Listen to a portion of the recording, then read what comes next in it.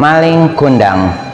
Once upon a time, on the north coast of Sumatra, lived a poor woman and her son. The boy was called Maling Kundang. They didn't earn much, as fishing was their only source of income. Maling Kundang grew up as a skillful young boy. He always helps his mother to earn some money. However, as they were only fishers, they still lived in poverty. "Mother, what if I sail overseas?" asked Maling Kundang one day to his mother. His mother didn't agree, but Maling Kundang had made up his mind. "Mother, if I stay here, I will always be a poor man. I want to be a successful person," urged Maling Kundang. His mother wiped her tears. "Malin, if you want to go, I won't stop you. I could only pray to God for you to gain success in life," said his mother wisely. "But promise me, you'll come home." The next day, Maling Kundang was ready to go. 3 days ago, he met one of the successful ship's crew. Malin was offered to join him. "Take good care of yourself, son," she said as she gave him some food supplies. "Yes, mother," he said. "You too have to take good care of yourself. I'll keep in touch with you," he continued before kissing his mother's hand. Before Malin stepped onto the ship, Maling Kundang's mother hugged him tightly as if she didn't want to let him go. It had been 3 months since Maling Kundang had left his mother. As his mother had predicted before, he hadn't contacted her yet. Every morning, she stood on the pier. She wishes to see the ship that brought Maling Kundang home.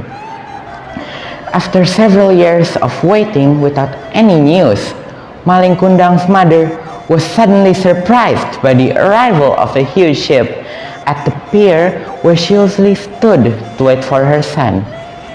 When the ship finally arrived, Maling Kundang's mother saw a man who looked wealthy stepping down a ladder along with a beautiful woman. She could not be wrong. Her blurry eyes still recognized him. That man was her son, Maling Kundang.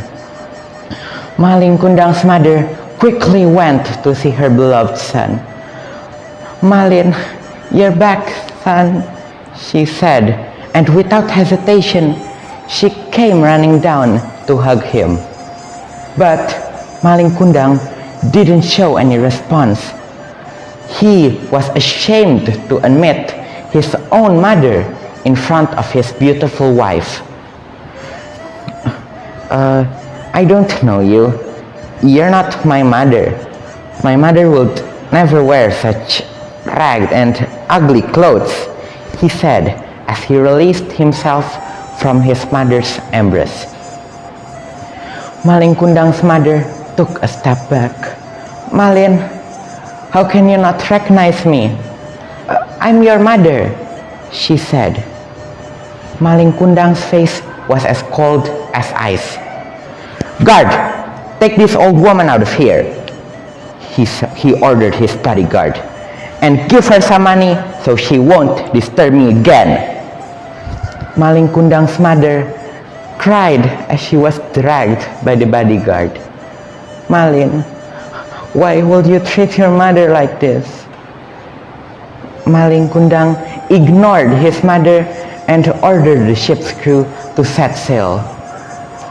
Maling Kundang's mother sat alone on the pier. Her heart was so hurt. She cried and cried. "Dear God, if he isn't my son, I wish for him to have a safe journey. But if he is, I wish to curse him to become a stone," she prayed to God. In the quiet sea, suddenly the wind blew so hard and a thunderstorm came. Maling Kundang's huge ship was wrecked. He was thrown off by the waves out of his ship and fell on a small island. Suddenly, his whole body turned into stone. He was punished for not admitting his own mother.